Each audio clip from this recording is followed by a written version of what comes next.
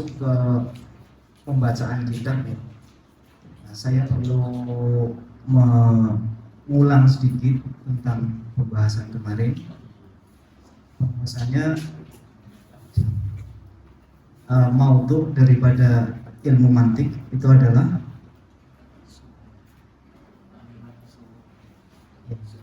at-tasdiqat dan at-tasawurat yang al-ma'lumat atau al-ma'lumat at-tasawwuriyah wa tasdiqiyah. Kemudian kita kemarin sudah membahas tentang setidaknya kita mempunyai gambaran tentang apa itu tasawur, apa itu tasdik. Tasawur mudahnya itu adalah idraku mufradin, yang mana idroknya itu tidak disertai dengan hukum. Kemudian tasdik itu adalah idroku nisbatin tapi ma'al hukmi. Jadi saya contohkan untuk lebih jelasnya lagi ya. Misalkan kita mengetahui al-insan, itu berarti tasawur gitu ya. Kemudian misalkan kita kasih mahmul, al-insanu mukhti'un, misalkan al-insanu mukhti'un. Dalam ilmu mantik nanti al-insan itu namanya maudhu, kemudian mukhti'un namanya mahmul. Kalau kita mengetahui al-insan itu namanya tasawur. Begitu juga kita ketika mengetahui mukhti itu juga tasawur. Makanya ada tasawurul maudhu, ada tasawurul mahmul. Kemudian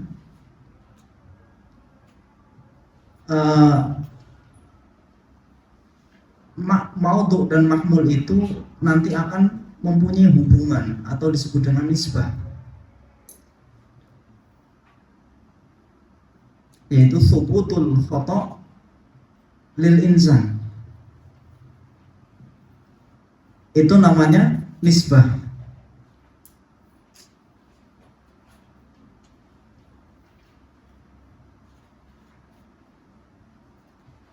Atau sering juga disebut sebagai dalam pengertian lain hukum gitu ya. Tapi hukum yang dimaksud di sini dengan pengertian subutu asy-syai' li syai'in akhar, itu bukan hukum yang disebutkan dalam ta'rif tasdik ya, idrakun nisbah ma'al hukmi. Jadi mengetahui hubungan antara al-insan dengan mukhti itu namanya idrakun nisbah. Kemudian lah tasdik di mana? Apakah ini sudah tasdik? Belum. Tasdik itu harus disertai dengan hukum. Disertai dengan hukum maksudnya gimana? Maksudnya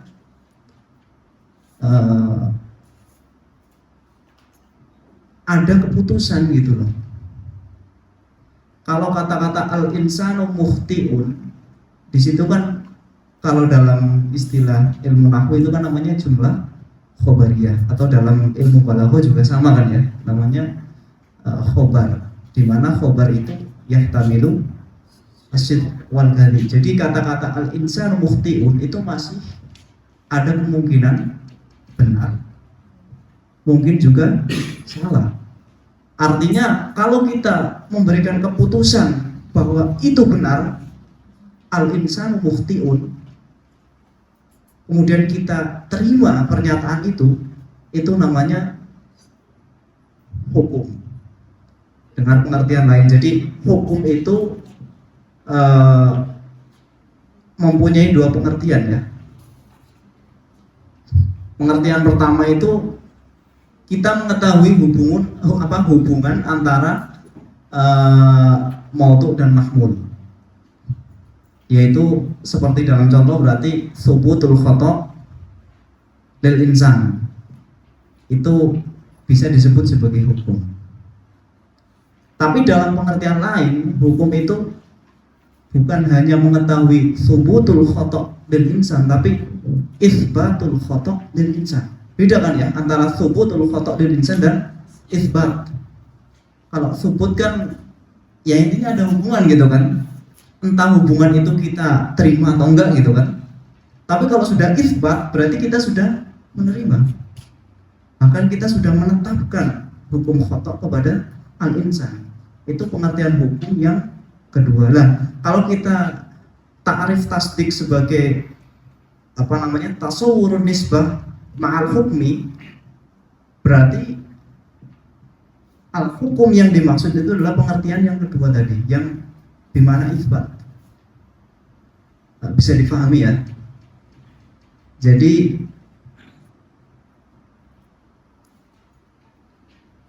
di sini kalau kita untuk sampai kepada tasdik itu berarti butuh setidaknya ada 3 tasawur gitu ya, atau dalam pendapat lain 4 tasawur kalau kita bedakan antara tasawur dengan hukum ya.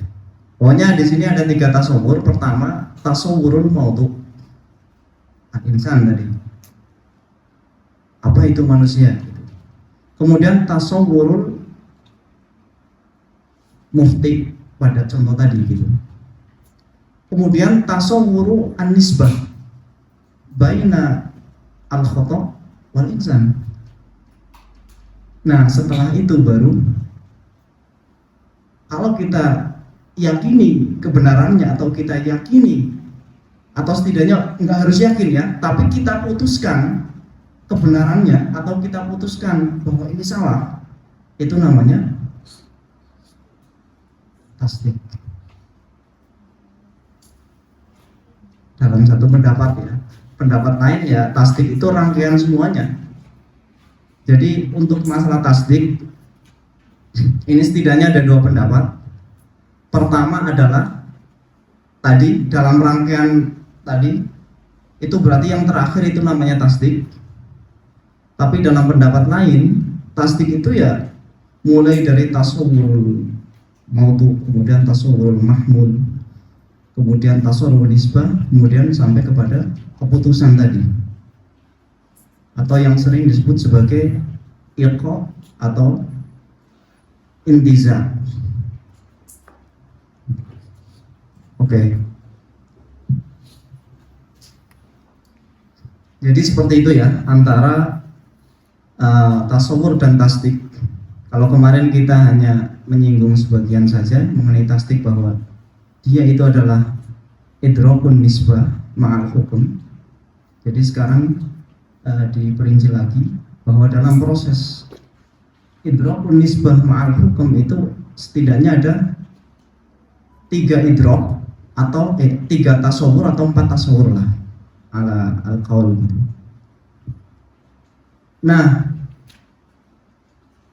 tasawur dan tasdik seperti tadi saya katakan itu merupakan maudhu daripada ilmu mantiq. Nah yang perlu digarisbawahi di sini berarti apa? Berarti maudhu daripada ilmu mantiq itu berarti sesuatu yang di mana kira-kira? Semuanya di akal ya, atau ya setidaknya itu adalah bukan sesuatu yang bisa dilihat atau didengar gitu, tapi semuanya itu ada di dalam pikiran. Jadi ilmu mantik nanti beroperasi di dalam pikiran. Nah, pembahasan ilmu mantik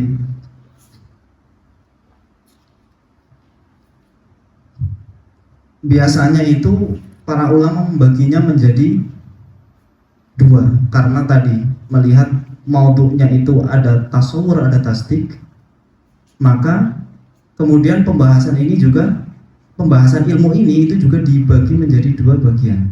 Ada pembahasan tasawur, ada pembahasan tasdik. Lah, dua pembahasan ini masing-masing itu mempunyai mabadi dan makosid, gitu ya.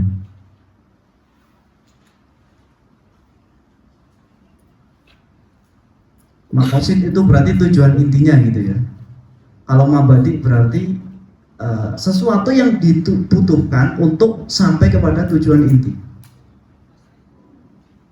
Ya, bisa dikatakan wasilahnya gitulah. Nah, makosid daripada tasawur itu adalah al-qaul asy-syarih, atau yang sering disebut sebagai ta'rif, ya.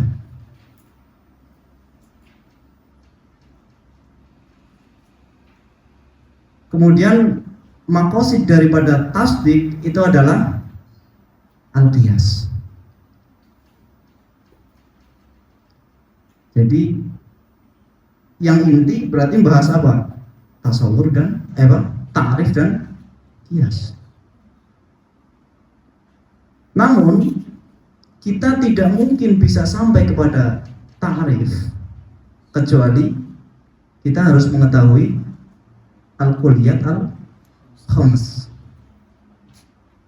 Maka al-kulliyat al-khams ini disebut sebagai mabadi'u at-tasawwur,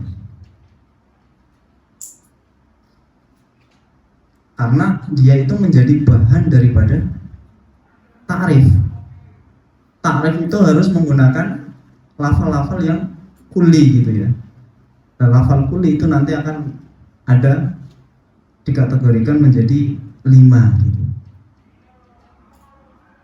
Jadi untuk sampai kepada al-qaul asy-syarih atau ta'rif itu dibutuhkan bahan, ya. Bahannya itu adalah al-kulliyat al-khams. Maka al-kulliyat al-khams ini disebut sebagai mabadi'u at-tasawwur, sedangkan al-qaul asy-syarih adalah maqasidu at-tasawwur. Tasdik itu nanti maqasidnya tadi dikatakan adalah al-qiyas.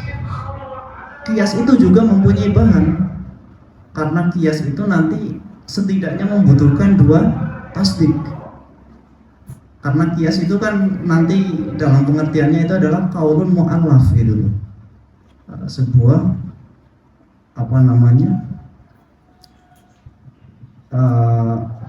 pernyataan yang tersusun, setidaknya tersusun minimal ya dari 2 tasdik, gitu. Nah, bahan untuk mencapai qiyas itu namanya qodiyah. Qodiyah itu ya katakanlah itu sebagai bisa pernyataan, bisa juga sebagai namanya itu macam-macam, ya. Qodiyah itu mungkin kalau dalam istilah nahwu bisa disebut sebagai jumlah khobariyah, gitu ya. Nanti kalau dalam istilah lain bisa disebut sebagai dakwah. Nah, nanti kalau sudah menjadi unsur penyusun qiyas, namanya itu muqaddimah. Ini pasti terdiri dari tasdik, gitu. Al-alamu misalkan mutaghayyirun, itu kan tasdik, kan. Wa kullu mutaghayyirin hadithun, ini juga tasdik. Nah, susunan ini namanya qiyas. Nah, kalau ini dikumpulkan, itu nanti dengan sendirinya akan memunculkan sebuah kesimpulan. Itu namanya qiyas. Maksudnya susunan ini namanya qiyas. Jadi sebuah susunan tadi yang di mana ketika dikumpulkan dengan barang benar maka nanti akan memunculkan sebuah kesimpulan atau yang sering disebut sebagai natijah gitu. Oke ya, tadi maqasidut tasdik adalah kias. Nah, bahan untuk membuat kias itu namanya qadiyah.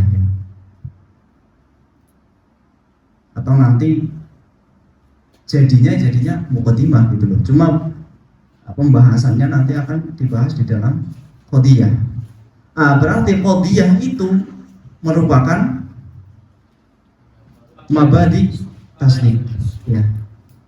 Jadi dari sini kita bisa memetakan pembahasan ilmu mantik. Setidaknya ada 4 pembahasan inti gitu ya. Ada maqasidut tasawwur, maqasidut tasdik, kemudian mabadi'ut tasawwur, mabadi'ut tasdik.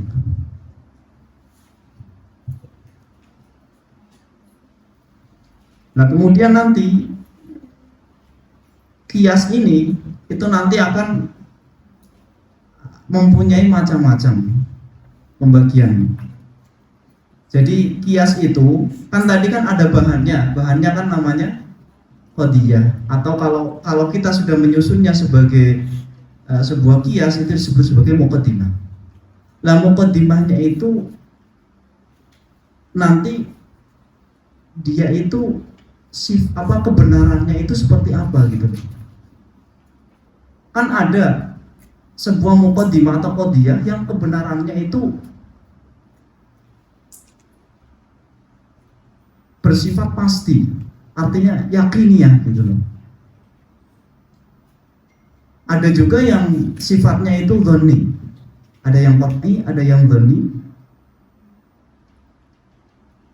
dan ada juga yang menyerupai qat'i atau dhonni, ada yang sekedar makbul gitu ya. Nah itu nanti berdasarkan bahan-bahan ini, apakah bahannya itu qat'i atau dhonni misalkan dan seterusnya, itu nanti kias akan dibagi-bagi. Ada yang namanya al-burhan, kemudian ada yang namanya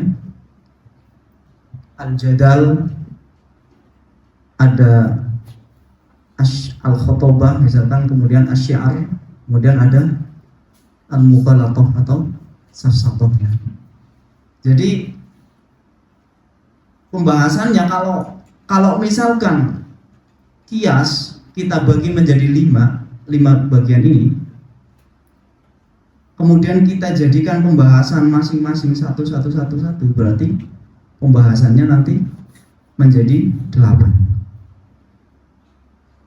Karena tadi kan 4 itu pembahasan kias, kita hilangkan gitu ya, karena kias itu langsung dibahas satu-satunya yang jumlahnya 5 tadi kan.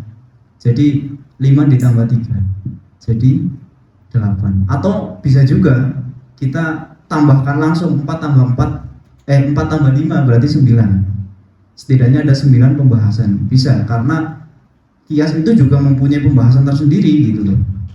Di samping 5 macam kias tadi gitu. Jadi ada 9 pembahasan. Dan di sini perlu digarisbawahi lagi tadi, semuanya adalah sesuatu yang ada di dalam pikiran. Terus bagaimana kita bisa mengetahui sesuatu yang ada di dalam pikiran? Mestinya kan kita perlu media untuk mengasih tahu gitu kan. Nah itu media yang dipilih itu adalah lafal. Media untuk menunjukkan apa yang ada di dalam pikiran itu adalah lafal. Karena nggak mungkin kita tahu, kita hanya sekedar duduk kayak gini tanpa ada yang ngomong, kemudian bisa berkomunikasi, itu kan nggak mungkin. Yang jelas dibutuhkan adanya sebuah penunjuk lah, setidaknya penunjuk gitu kan. Entah itu penunjuk itu berupa isyarat atau tulisan atau misalkan gambar gitu ya. barangkali kan ada yang apa namanya alat komunikasinya itu gambar, barangkali gitu ya. Oh tadi saya melihat kucing, misalkan gambar kucing, nggak tahu gimana komunikasinya ya. Yang jelas susah banget. Nah, yang paling mudah digunakan untuk apa namanya berinteraksi, berkomunikasi itu adalah lafal. Sehingga kenapa paling mudah ya, karena lafal itu kan mengikuti apa namanya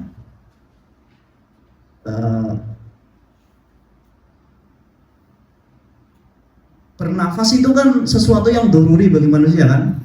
Seseorang itu pasti bernafas. Kalau nggak bernafas, ya kayaknya nggak hidup gitu ya.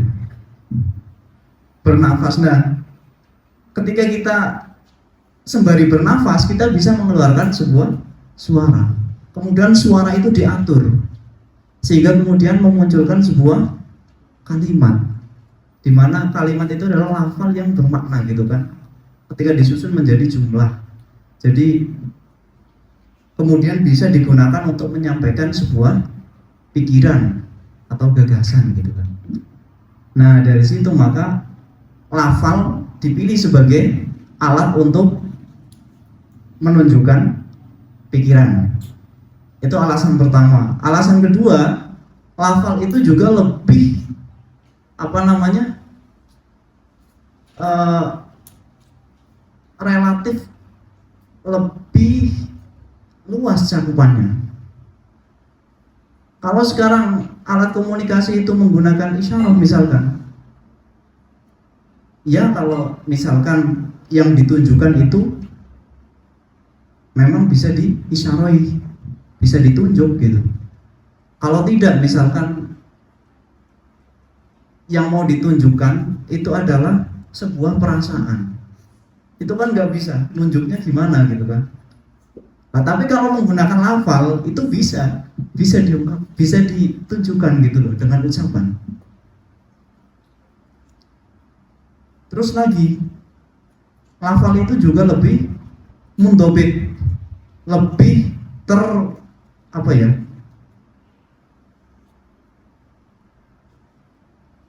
mundobit, jadi lebih terukur gitu ya. Jadi makanya mau tidak mau kalau kita membahas sebuah pikiran itu dibutuhkan adanya lafal. Sehingga kemudian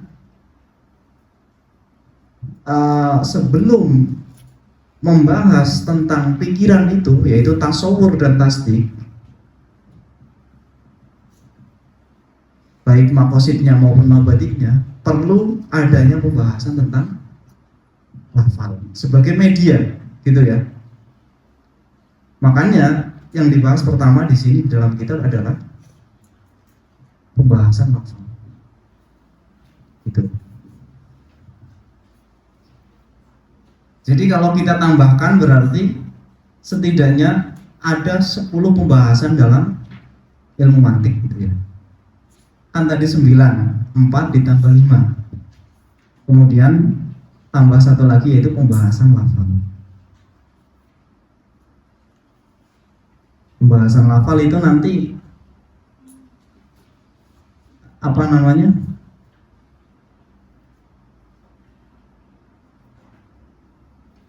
Mencakup apa saja gitu. Yang dicakup itu adalah mengenai dalalah, kemudian macam-macam daripada lafal. Setelah itu macam-macam dari mufrad. Ada kulli, ada juz'i. Kemudian dari kulli itu nanti akan memunculkan kulliyat khomes, ada fasal, ada jenis, ada nau, ada khosoh, ada arad.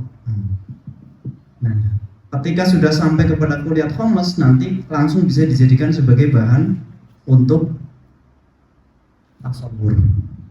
tasawur dikumpulkan nanti bisa menjadi bahan untuk tasdik kan gitu. Tasdik dikumpulkan jadi kias. Jadi paling atas nanti ya pada pembahasan kias. Cuma dibutuhkan terus Ya, kalau Imam Ghazali itu mengibaratkan itu sebagaimana orang membangun rumah, itu diperlukan bahan-bahan gitu ya. Pertama misalkan bahan-bahan yang gede-gede itu kan ada misalkan batu bata dan seterusnya lah.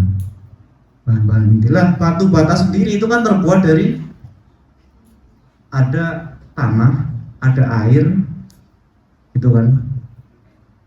Tanah, air, nanti biasanya ada yang dicampur kan, campur merang apa campur apa gitu. Pernah buat bata kan? Apa belum? Belum ya? Ya, oke. Saya dulu sering buat. Oke lah, pokoknya kayak gitu. Jadi pembahasan-pembahasan ini itu dibutuhkan sebenarnya untuk mencapai tujuan yang paling tinggi, yaitu apa? Kias nanti. Gitu. Meskipun tasawur atau ta'rif itu juga tujuan, ya tujuan gitu. Tapi nanti sebenarnya keperluannya itu kan itu untuk kemudian sampai pada tasdik kan, karena tasdik tadi itu urut-urutannya harus tasawur, mau tuh tasawur mahmul, kemudian tasawur nisbah, kemudian baru bisa memutuskan gitu kan. Makanya sering kita dengar ada kata-kata al-hukmu ala syai' far'un an tasawwurihi. Jadi menghukumi sesuatu itu adalah far' daripada tasawur terhadap sesuatu itu. Jadi nggak mungkin kita bisa menghukumi sesuatu sebelum kita tasawur. Makanya marhalah pertama sebelum menghukumi adalah tasawur. Oke. Jadi jelas ya di sini kenapa kok pertama yang dibahas adalah pembahasan lafal. Itu karena sebagai media kita baca langsung kitabnya, kita baca matanya ya. Bismillahirrahmanirrahim. Nahmadullaha ala taufiqihi wa nas'aluhu tariqatan hadiyah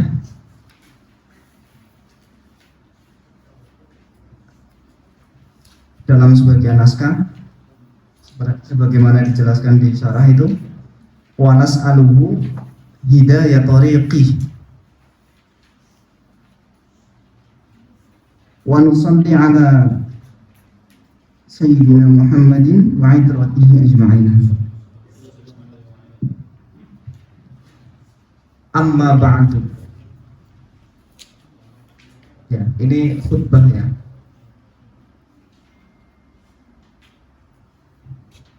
Kita lanjutkan. Fahadhihi risalatun fil mantiq.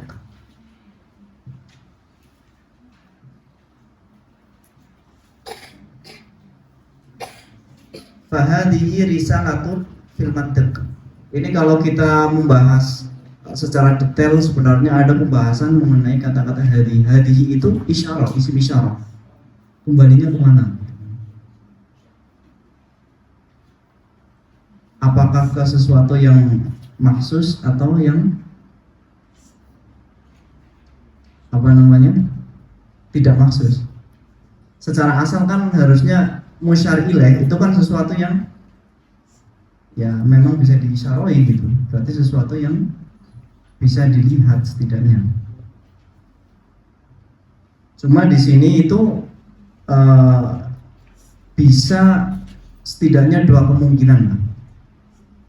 Kemungkinan pertama, kalau kata-kata ini fahadhihi risalatun fil mantiq itu diucapkan setelah penulisannya selesai, berarti musyar ilaihnya ya mawjud gitu kan, maksudnya mahsus gitu. Tapi kalau kata-kata ini ditulis, kata-kata ditulis itu majas ya, harusnya kata-kata kan diucapkan.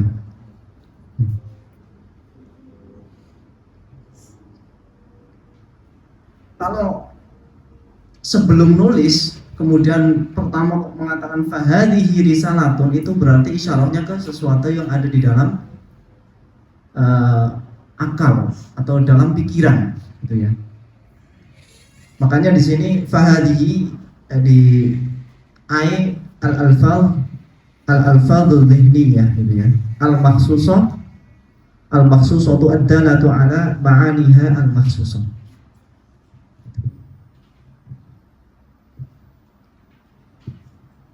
Ya. Ini pembahasan tersendiri sebenarnya, kalau dibahas lebih lanjut itu akan jauh. Mungkin saya tidak akan melebar lah. Soalnya kalau kita lihat di kitab-kitab syarah atau hasyiah itu biasanya dibahas lebar banget. Ini kemudian tafsirannya seperti apa, mau nau atau mufassal nau apa tergantung dari asma judul dalam sebuah penulisan gitu loh. Itu bisa dilihat di beberapa hasyiah. Misalkan di hasyiah Waraqat itu ada dalam pembahasan fahadihi waraqatun, misalkan waraqatun itu kan sama dengan ini. Oke, pada intinya di sini fahadihi risalatun fil mantiq ya, bahwa ini merupakan sebuah risalah dalam ilmu mantik. Oke, di situ bisa dilihat di di syarah ya. Aslu ma'nahu itu an-nutqu al-lisaniyyu wa idrakul ma'qulati au zamanuhu au makanuhu. Itu. Jadi kata mantik itu secara asal itu maknanya itu bisa 4 makna. An-nutqu al-lisani itu ya. Bisa juga maknanya itu idrakul ma'qulat. Bisa juga maknanya zamanu al-idrak atau an-nutqi ya, sama aja, atau makan. Kenapa bisa 3 makna itu atau 4 makna di sini? Li'annahu masdarun mimun shalihun lis-salatah. Karena kata mantiq itu merupakan masdar mim. Masdar mim ya. Jadi kalau masdar mim itu bisa digunakan untuk masdar, makna masdar, bisa juga digunakan untuk isim zaman maupun isim makan. Nah, makna masdar sendiri itu ada 2 kemungkinan. Pertama, an-nutqu al-lisani, berarti ucapan.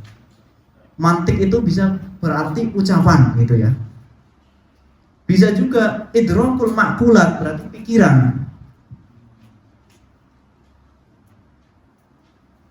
Itu kalau kita arahkan ke masdar gitu.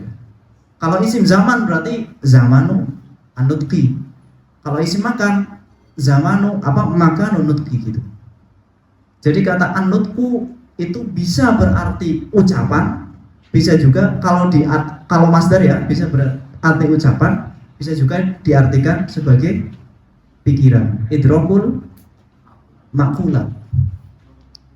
Makanya hayawanun natiq itu artinya kan bisa saja hayawan yang natik, artinya bisa berucap, bisa ngomong gitu ya. Bisa juga artinya itu bisa yang berpikir atau mudrikul ma'qulat gitu, mengetahui ma'qulat.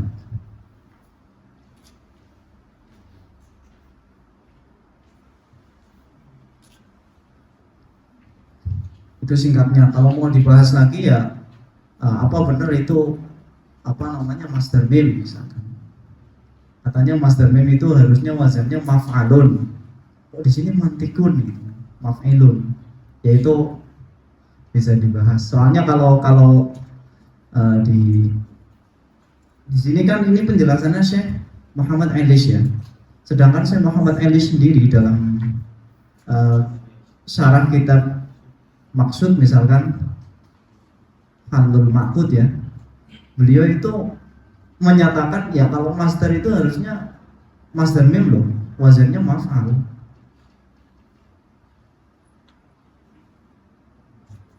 Ada yang pernah ngaji maksud ya? Maksud ilmu shorof gitu. Ya. Kan ada bait kata kamaf'alin bi fathataini wa syadda minhuma bi kasril aini gitu kan. Ada semuanya zamani wal makani min. Pokoknya di situ syailis itu ya kalau masdar mim harusnya maf'al gitu. Terlepas dari itu pokoknya ini kalau diarahkan ke masdar mim berarti kemungkinan maknanya 3 itu. Nah, yang perlu digarisbawahi di sini adalah kata-kata idrakul ma'qulat. Manusia itu bisa idrok. Hewan bisa idrok enggak? Enggak bisa. Tapi mereka punya mata, kemudian punya tangan juga, punya kulit gitu ya, dimana dia itu bisa merasakan panas dan dingin. Kemudian punya hidung, bisa menangkap bau. Hewan juga bisa idrok, cuma idrokul mahsusan. Jadi hewan, misalkan kucing katakanlah kasih makanan, pertama mungkin masih dicium-cium ya, kalau baru lihat dia loh. Tapi kalau sudah 2 kali atau 3 kali, pokoknya udah lihat aja langsung iya, itu buktinya berarti apa? Mereka itu punya daya tampung di sini.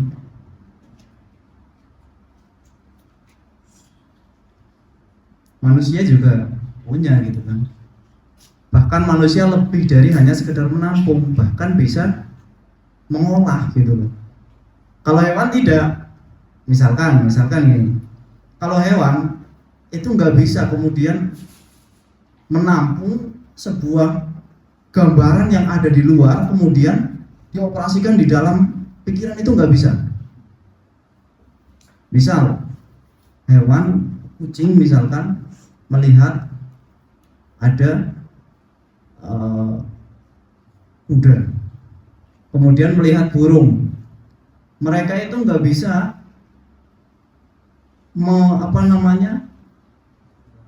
tasarruf terhadap gambar kuda dan gambar burung yang ada di dalam tampungan mereka itu. Artinya misalkan, wah kalau kuda itu misalkan diambilkan sayap dari burung, dipasangkan ke kuda, kudanya bisa terbang misalkan, itu nggak bisa. Hewan itu nggak bisa, tapi kalau manusia itu bisa. Jadi kalau sekedar idrok, manusia dan hewan itu sama-sama mudrik. Cuma mudriknya itu kalau mahsusat itu sama, tapi kalau sudah makulat itu hanya manusia. Itu ya.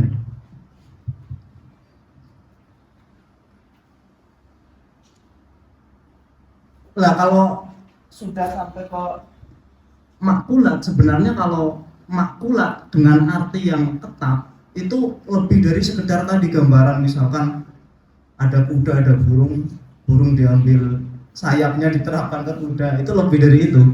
Tapi sudah tajrid gitu loh, sudah benar-benar operasinya ke sebuah makna gitu. Kalau itu kan masih ada kaitannya dengan mahsusat kan, meskipun itu sudah ada di dalam pikiran gitu. Makanya sering kita dengar adanya istilah fikir, al-fikru, ada istilah at-takhyil atau at-takhayyul.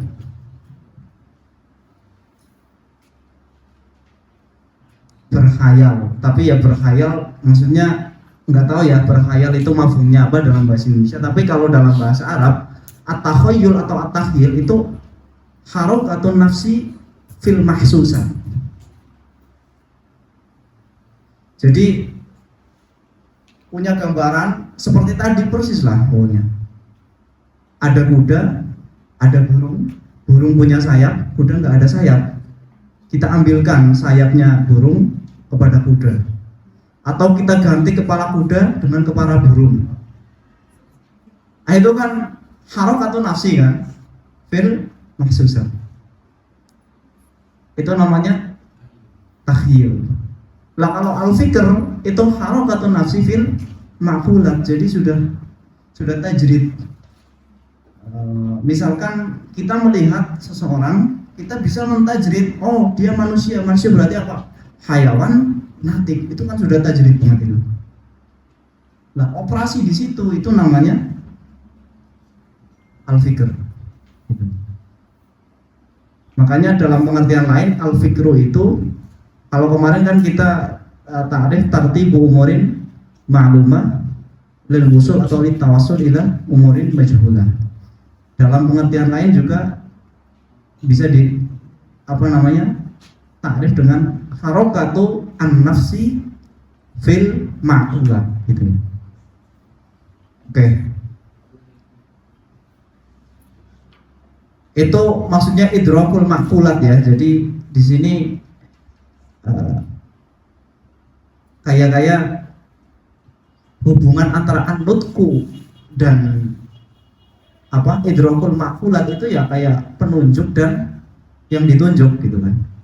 Karena sesuatu yang ada di dalam pikiran itu bisa ditunjukkan dengan kata-kata, ucapan gitu.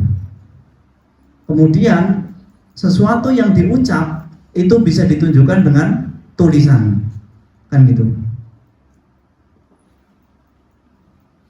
Makanya Imam Ghazali dalam kitab misalkan Mehab itu membagi wujud itu menjadi 4.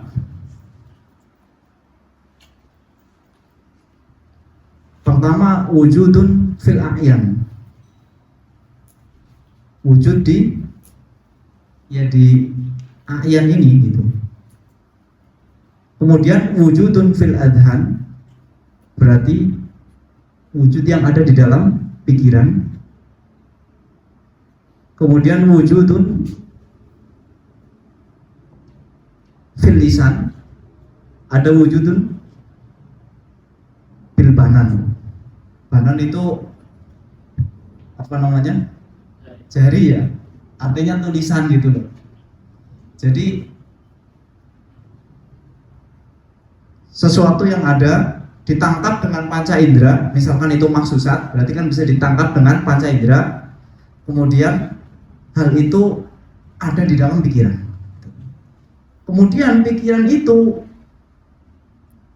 tidak bisa diketahui kecuali dengan adanya alat untuk menunjuk gitu kan, yaitu dengan ucapan.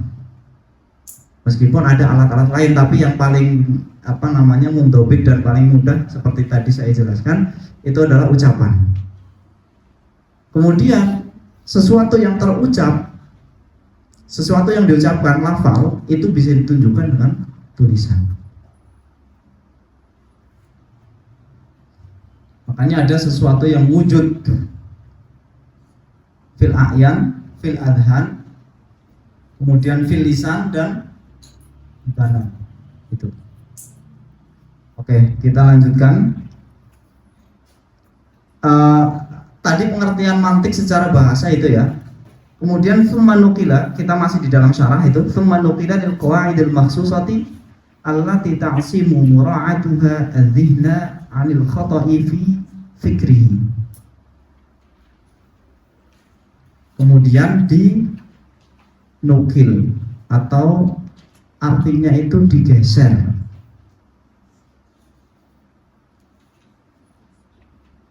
Atau sering disebut sebagai nakal, mangkul. Jadi nanti dalam pembahasan, kalau pembahasan yang lebih detail terhadap lafal gitu ya, lafal itu ada yang namanya misalkan mutabayyin, mutarodif, mustarok, hakikoh majaz atau mangkul ilaih dan mangkul anhu. nakel gitu. Kemudian dinukil atau dipindahkan untuk makna apa? Al-qawaid al-makhsusah, yaitu kaidah-kaidah yang tertentu, yang mana jika kaidah itu dipergunakan, mura'atuha, maksudnya mura'ah kan dijaga, maksudnya ya selalu digunakan, berarti kan kalau kaidah itu digunakan, maka kaidah tersebut bisa menjaga pikiran dari salah berpikir. Ya ini pengertian mantik ya. Kalau kemarin kan saya tuliskan yang 2 ta'rif itu kan, ada yang apa namanya,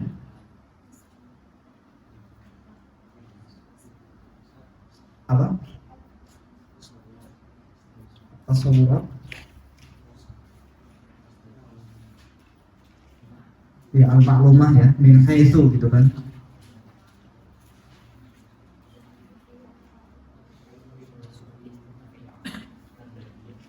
Ya,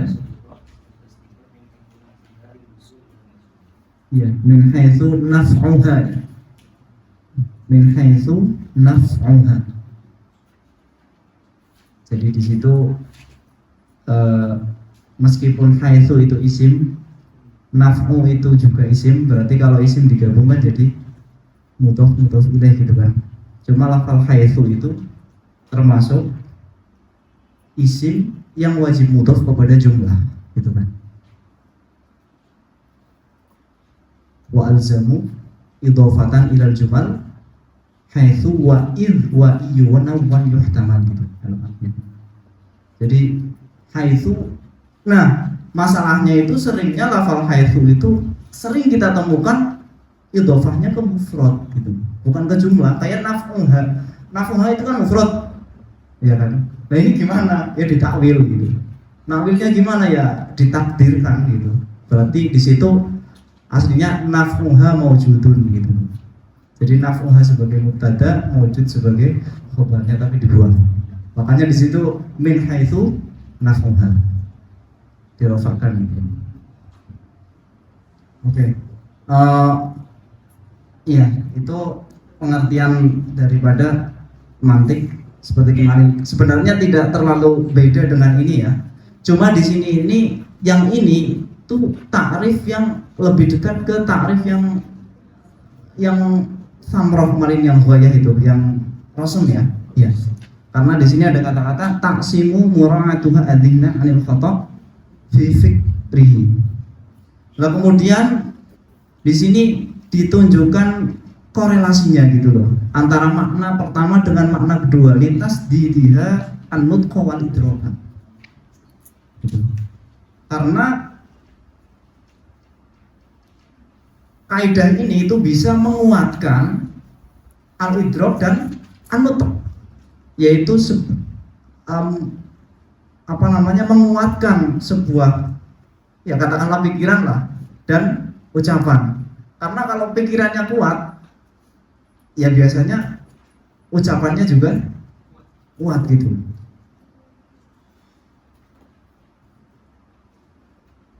Oke, terus di sini juga dijelaskan maudhu'nya, yaitu wa maudhu'uhu al-ma'lumatu at-tasawwuriyah wa tasdiqiyah min haitsu sihhatut tawassuli biha ila majhulin tasawwuriyyin aw tasdiqiyyin aw min haitsu tawaqquful muwassili ilaihi 'alaiha tawaqqufan qariban aw ba'idan. Ya.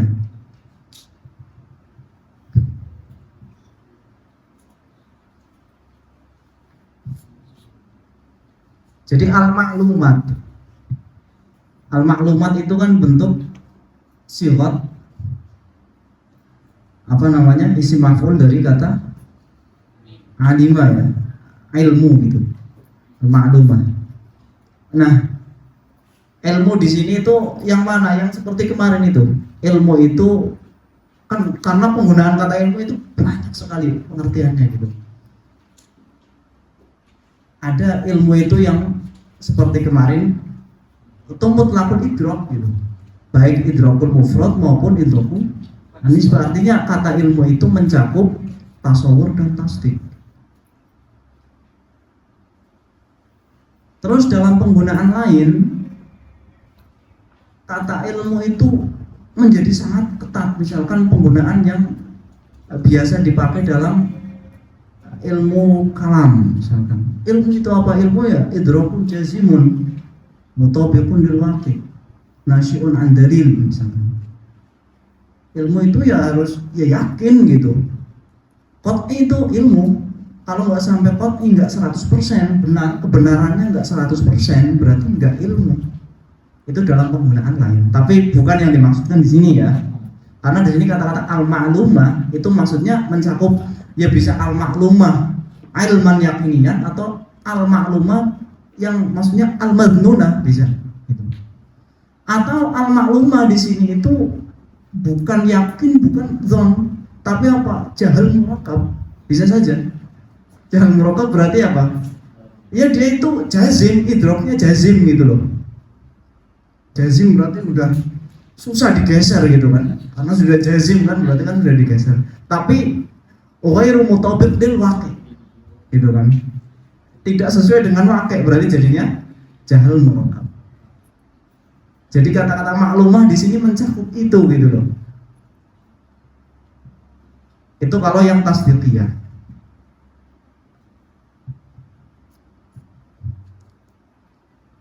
Untuk ini saja ya, menggarisbawahi.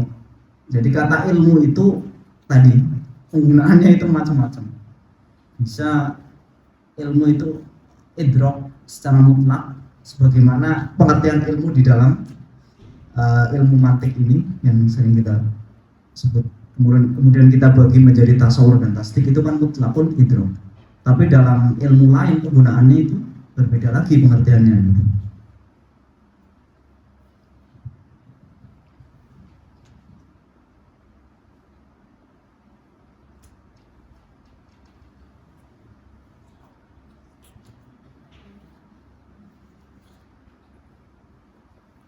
Oke, itu untuk apa namanya yang maudhu'nya tadi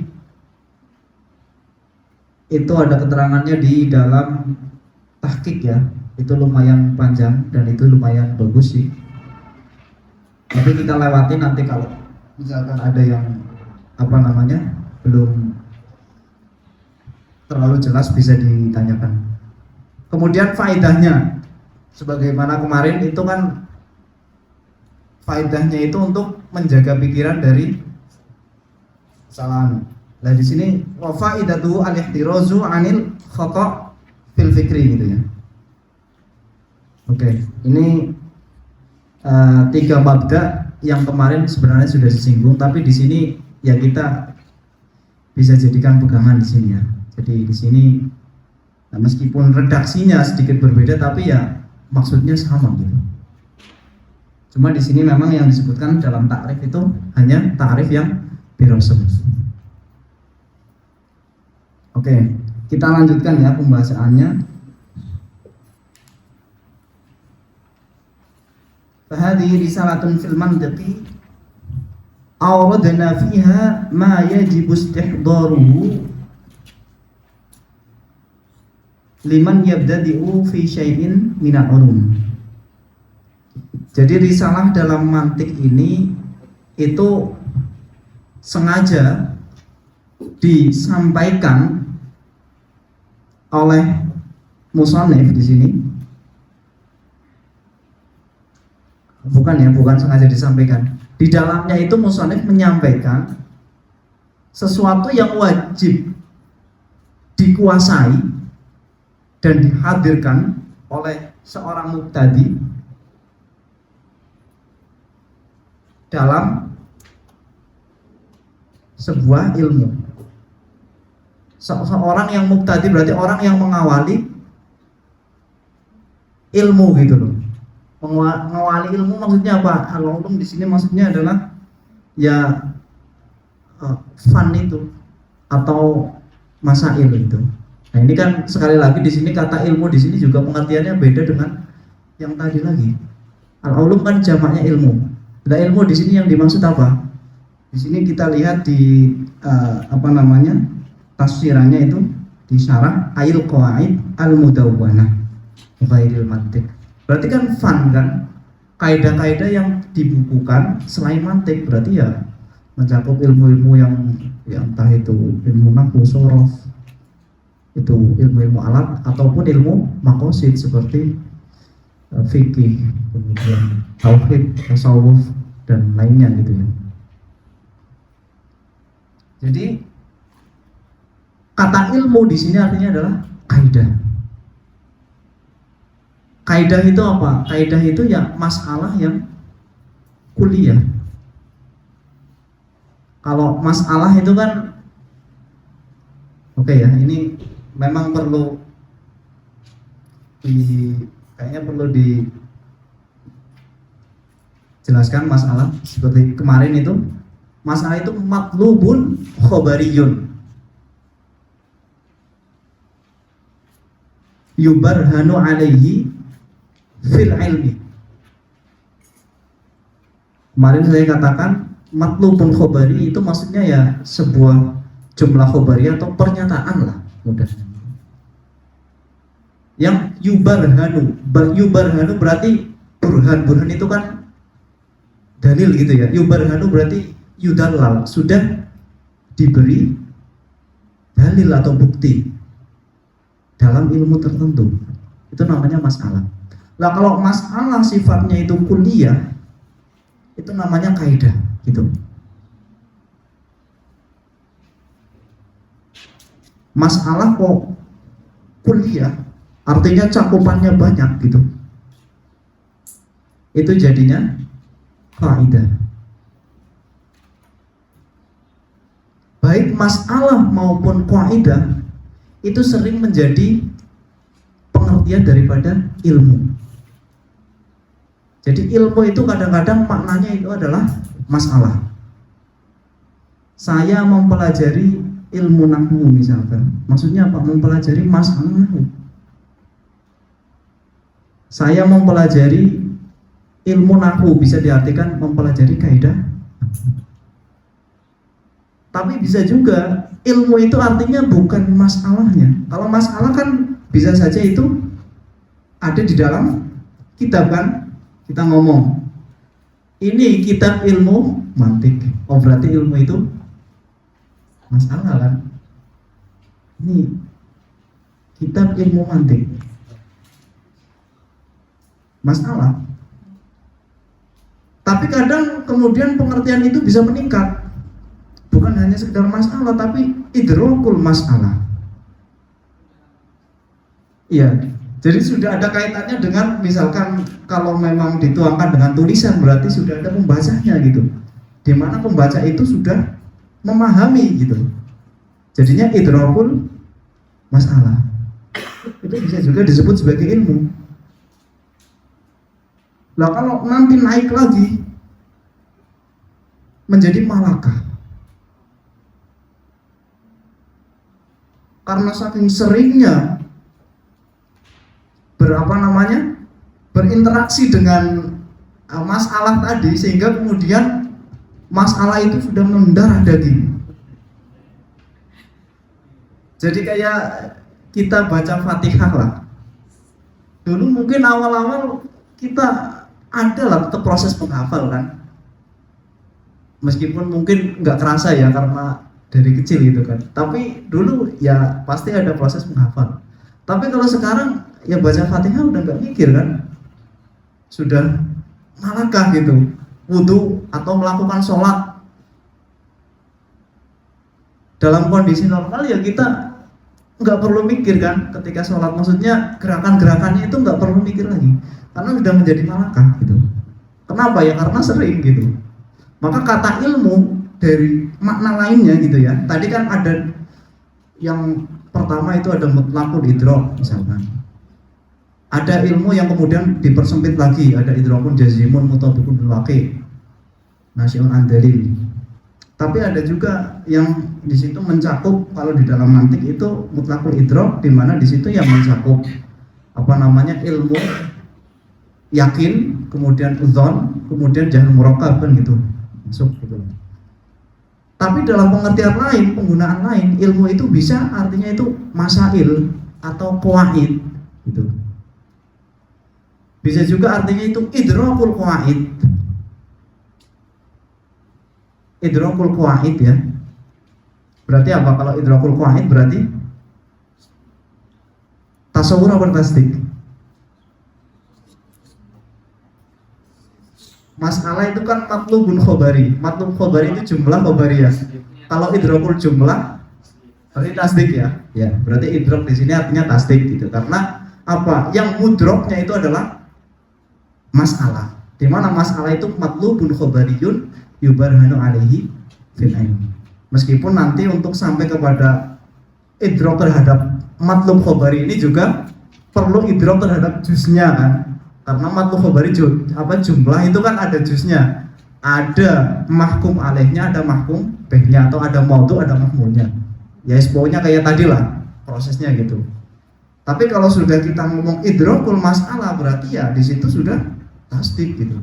Meskipun sebelum tasdik itu ada proses tasawur gitu, pasti gitu kan.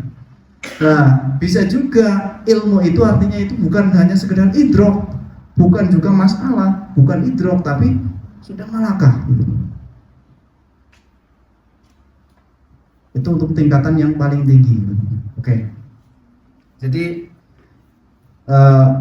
sekedar ini saja ya, bahwa tadi kata ilmu itu digunakan itu tergantung apa namanya ya, kita harus pandai-pandai mengarahkan kata ilmu maknanya apa gitu.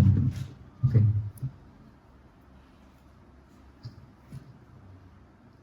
Musta'inan billahi ta'ala innahu mufidul khairi wal judi.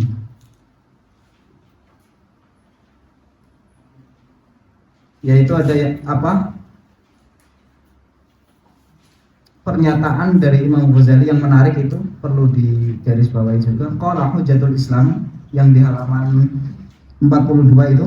Qala Hujjatul Islam Al-Imamul Ghazali radhiyallahu ta'ala anhu, man la ma'rifata lahu bil mantiq la thiqata bi'ilmihi. Kemudian Imam Ghazali itu wasammahu mi'yarul ulum. Jadi Imam Ghazali menamainya sebagai mi'yarul ulum ya. Kalau di dalam kitab Mi'yarul Ulum sendiri itu Imam Ghazali mengatakan bahwa ilmu ini sebenarnya itu bukan hanya ilmunya falasifah. Kan di zaman-zaman Imam Ghazali itu kan masih apa namanya, masih kental sekali ya. Kalau ilmu mantik itu kayak talazum banget dengan falsafah gitu. Bahkan kalau melihat dari apa namanya pernyataan-pernyataan Imam Ghazali di situ, seolah-olah juga falasifah ini kayak kok menganggap bahwa selain mereka itu nggak tahu ilmu ini gitu loh. Makanya kemudian Imam Ghazali di dalam kitab Mi'yar itu mengatakan bahwa ilmu ini udah dikenal lama kok. Kami mutakalimin udah kenal, fuqaha juga udah kenal gitu. Cuma bahasa mereka beda-beda. Kadang-kadang nyebutnya itu kitabun nazar misalkan. Kadang-kadang nyebutnya itu kitabul jadal. Kadang-kadang disebutnya sebagai madarikul uqul atau madarikul ulum gitu. Tapi mereka nggak nyebut sebagai mantik gitu. Nah, Imam Ghazali itu menamainya sebagai mi'yarul ulum. Di samping penamaan tadi itu, menurut fuqaha atau mutakalimin sering disebut juga sebagai nazar atau jadal gitu.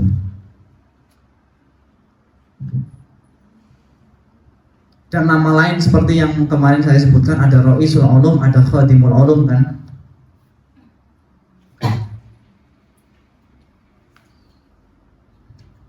Ini muqaddimah. Kemudian Isa Huji. Ini artinya ya. Ini bahasa Yunani yang singkatnya itu artinya katanya ajlisu anta wa ana hunak. Karena Isa katanya anta, kemudian ahu ana, kemudian aki sama. Jadi ajlisu anta wa ana hunak. Untuk apa kita duduk di sana gitu? Katanya nabhathu fil kulliyatil khams. Itu makna asli dari kata isabuji. Ya tentu ini satu versi ya. Wakila katanya juga ismul hakim alladzi istakhrajaha wa tawanaha kan. Kemudian wakila ismu tilmidhi thumma nukila ilaiha. Ya, wakila lagi itu ismu wardatin dzati awraqin khamsin ya. Jadi nama bunga mawar yang mempunyai apa namanya? Daun 5. Atau ini daun 5 gimana maksudnya?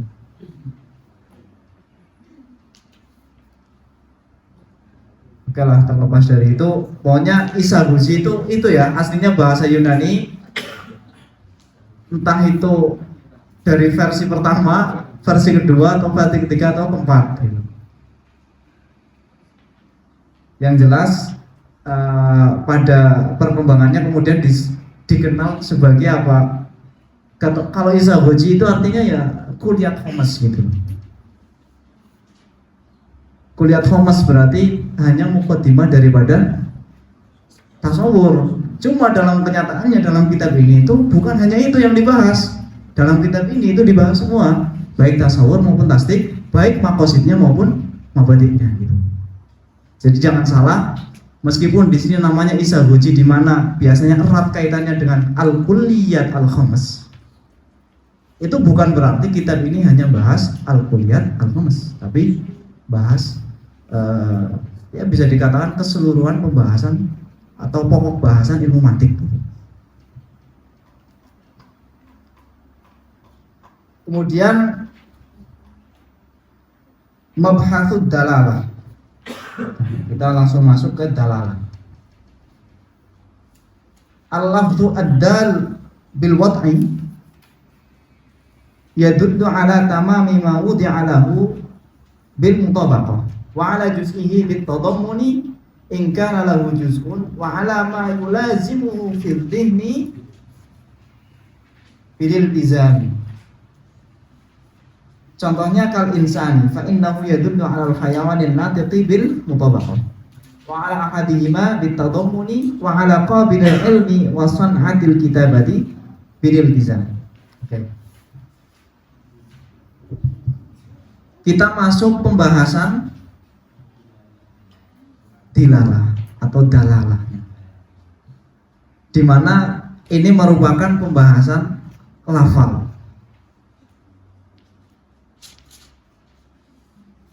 Karena tadi ya, kenapa kita nggak harus bahas lafal? Karena dia itu sebagai media. Lafal itu nggak mungkin punya arti kalau nggak di wadok. Makanya di sini ada kata-kata al-lafdhu ad-dalu bil wad'i. Jadi wad'i itu artinya pengertiannya kalau secara bahasa kan artinya kan macam-macam kan. Bisa meletakkan, bisa membuat, bisa melahirkan kan gitu. Tetapi dalam istilah itu biasanya diartikan sebagai ja'lu syai'in dalilan ala syai'in akhar.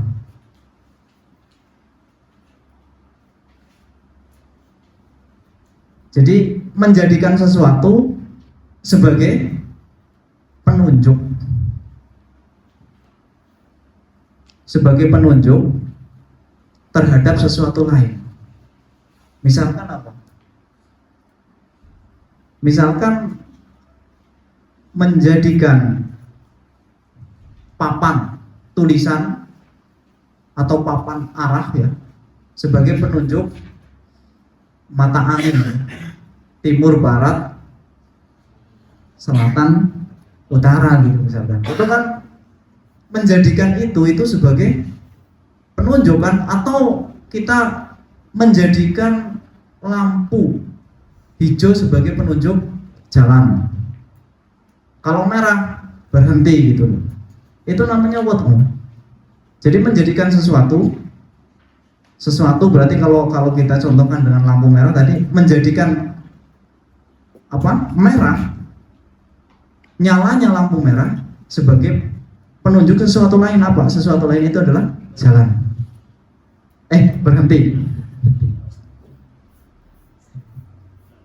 Itu namanya wad'u.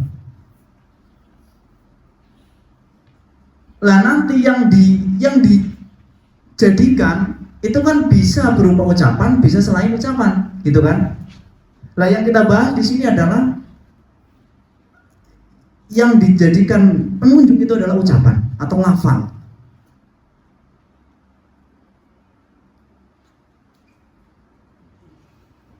Jadi menjadikan lafal untuk menunjukkan makna gitu. Akhirnya dalam pengertian sempitnya nanti wadhu itu adalah ja'lul lafzi dalilan alal makna. Jadi menjadikan lafal untuk menunjukkan makna.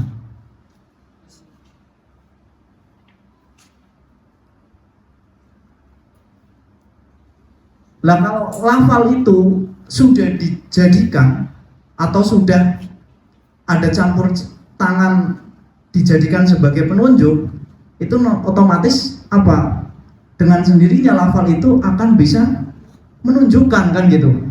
Kalau belum dijadikan sebagai penunjuk, ya nggak menunjukkan, ya enggak. Kita asal keluar bunyi saja dari mulut gitu, itu kan ya paling dalalahnya itu bukan dalalah lafziyah tapi dalalah akliyah paling. Oh, itu orang masih hidup ternyata gitu, misalkan kan. Karena buktinya masih bunyi gitu kan. Tapi kalau itu kan dalalahnya akliyah gitu kan. Atau bisa juga dalalahnya tabi'iyah, misalkan bunyinya dia itu ya bunyi kesakitan gimana lah. Oh, berarti dia lagi sakit gitu misalkan loh. Orang sakit kan kadang ada yang gitu misalkan loh. Itu kan bunyi kan. Kira-kira bunyi itu menunjukkan enggak secara lafal? Ya secara lafal enggak ya. Maksudnya secara dalalah lafziyah itu enggak. Tetapi secara tabi'iyah, biasanya dia itu sedang sakit gitu. Nah kalau dalalahnya itu dalalah wad'iyah, itu berarti dia menunjukkan karena dibuat gitu. Contoh misalkan dalam bahasa Indonesia,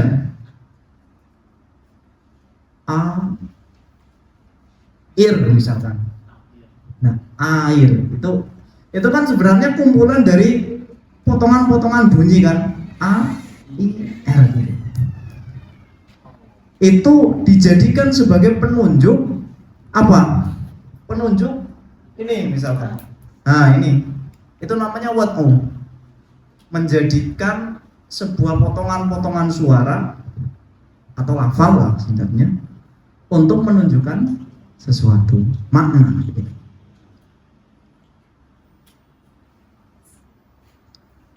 Nah ilmu yang seperti ini itu ya ada funnya tersendiri kan. Kita sering mendengar ilmu wad'u. Ya, jadi ada funnya tersendiri, ada ilmu wad'i. Nanti dibahas, misalkan wad'nya itu wad'u syakhsi apa naui, kemudian wad'u ada am, ada khos dan seterusnya lah. Di situ. Nah, setelah lafal ini dijadikan penunjuk, otomatis dia akan mempunyai sifat menunjukkan ya. Atau dia itu yang mempunyai sifat menunjukkan. Nah, sifat ini namanya apa? Dalalah. Makanya kalau lafal belum diwadok, itu enggak punya dalalah. Nah setelah diwadok baru punya dalalah. Nah setelah ada dalalah kemudian muncul adanya pembagian-pembagian. Itu urutannya ya. Jadi yang dibutuhkan di sini kan sebenarnya pembahasan lafal dan macam-macamnya gitu kan. Lah macam-macam lafal itu nggak mungkin ada kecuali dengan adanya dalalah. Karena pembagian lafal itu didasarkan pada dalalahnya itu. Lah dalalah didasarkan kepada waduk. Jadi paling awal itu waduk. Waduk kemudian memunculkan dalalah, dari dalalah kemudian memunculkan aqsamul alfaz. Gitu urutannya. Nah nanti kalau kita tarik ke sini lagi berarti apa? Sebelum adanya waduk berarti ada tasawur dulu. Makanya itu kalau di pembahasan waduk, misalkan dalam pembahasan usul fikih itu nanti akan ada pembahasan maudhu'lah. Maudhu' itu maksudnya lafal gitu kan, karena sesuatu yang dibuat. Lah maudhu'lah itu adalah makna apa, sesuatu yang mau hendak ditunjukkan dengan apa namanya waduk tadi. Nah itu khilaf ulama. Al maudhu'lah itu makna fil dhihni apa makna fil kharij. Nah itu didasarkan pada ya tadi itu wujud-wujud itu. Wujud ada 4 kan, ada wujud fil dhihni, ada wujud fil a'yan, fil adhan, kemudian fil lisan dan fil banan gitu. Oke. Untuk ini aja. Jadi tadi ya urutannya wadhu, kemudian memunculkan dalalah, kemudian memunculkan aqsamul alfaz. Karena lafal-lafal itu mempunyai nama khusus itu karena adanya dalalah. Kalau dalalahnya gini, oh namanya ini. Kalau dalalahnya gini, namanya ini. Gitu. Makanya di sini yang dibahas pertama itu adalah dalalah.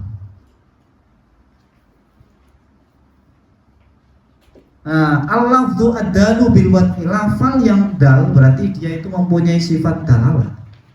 Kenapa dia mempunyai dalalah? Karena ada wadhu tadi, gitu kan? Lafal yang ad-dal bil wad'i gitu kan. Itu yadullu ala tamami ma wudi'alahu bil mutabaqat. Lafal tersebut menunjukkan apa namanya makna yang sempurna lah. Tamami ma wudi'alahu itu berarti ya tadi al maudhu'lah itu imma al makna fil dhihni atau al makna fil kharij al khilaf gitu. Tapi kemudian ada yang menengahi. Ya, di sini al makna mutlaqon sawun kana fil kharij am fil dhihn gitu. Tapi yang jelas makna gitu ya. Ma wudi'alahu itu makna. Jadi menunjukkan makna yang sempurna itu namanya mutabaqah. Atau penunjukannya itu bil mutabaqati, dengan mutabaqah gitu. Nah, kalau menunjukkan apa namanya juz daripada makna itu tadammun gitu ya. Tapi ingkana lahu juz'un, jika memang punya juz gitu. La wa ala ma yulazimuhu fi dhihni itu disebut iltizam. Penunjukannya itu dengan iltizam. Oke, langsung ke contoh saja.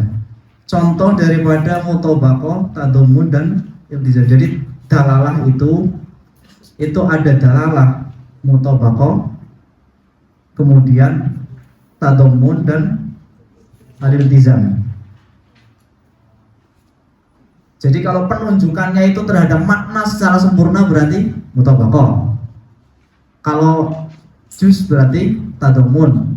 Kalau sesuatu yang sangat erat kaitannya, nggak bisa dipisah, yulazim itu artinya itu dia nggak bisa dipisah.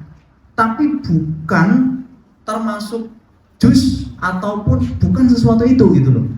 Sesuatu di luar sesuatu itu apa? Sesuatu di luar.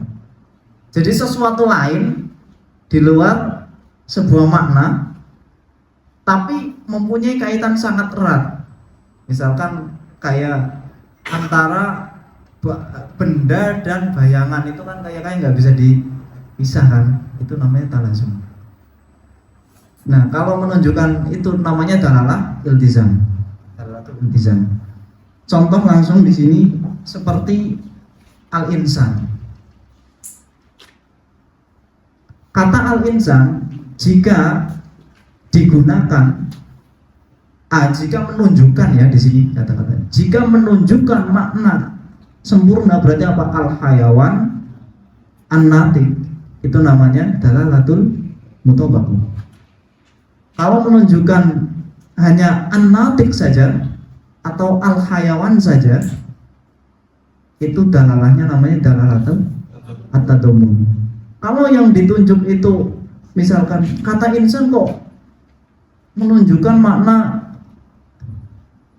apa namanya di sini sun'atul kitabah, dia menulis gitu loh, apa namanya, nyebut kata insan kemudian digunakan untuk menunjukkan makna menulis, itu berarti iltizam. Menulis kan bukan manusia, bukan juz dari manusia juga, sesuatu lain, tetapi dia mempunyai kaitan erat gitu, itu namanya iltizam. Bagaimana kita bisa mengetahui penunjukannya terhadap itu? Ya tergantung penggunaannya gitu kan. Contoh mudah gini, misalkan kata rumah. Ini contoh lain ya. Ini contoh yang tadi kan insan bisa menunjukkan benar-benar hayawan natik, bisa juga menunjukkan hanya hayawan saja atau natik saja, bisa juga sun'atul kitabah, menulis gitu. Misalkan kita kasih contoh lain, rumah. Saya ngomong gini, saya memiliki rumah di Jawa Tengah misalkan, atau di Jawa Timur. Itu kira-kira kata rumah itu maksudnya apa? Keseluruhan enggak? Keseluruhan ya. Tapi kalau misalkan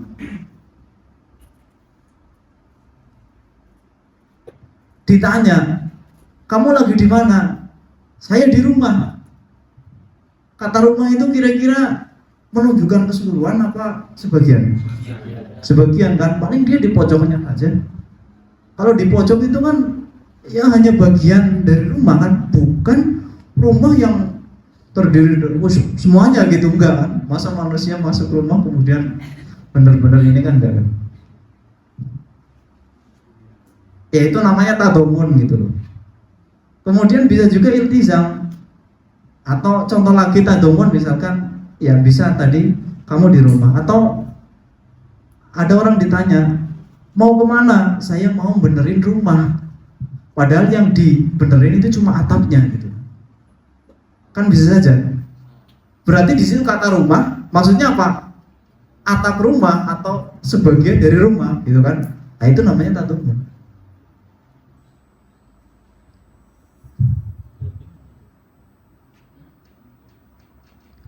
Terus kalau yang iltizam, contohnya misalkan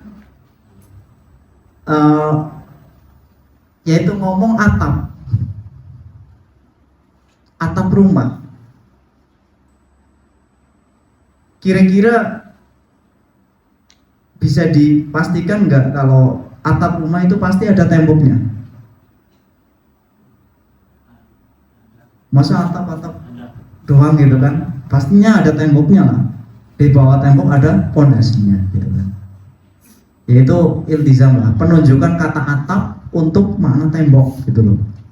Itu berarti iltizam. Karena tembok itu kan sesuatu yang bukan maknanya atap, bukan juga juznya, tetapi dia mempunyai kaitan erat. Karena nggak ada atap kecuali ada tembok. Sama dengan ngomong benda di siang hari, ya nggak cuma di siang hari, yang penting ada cahaya lah. Benda ada cahaya, itu pasti akan ada bayangannya gitu loh.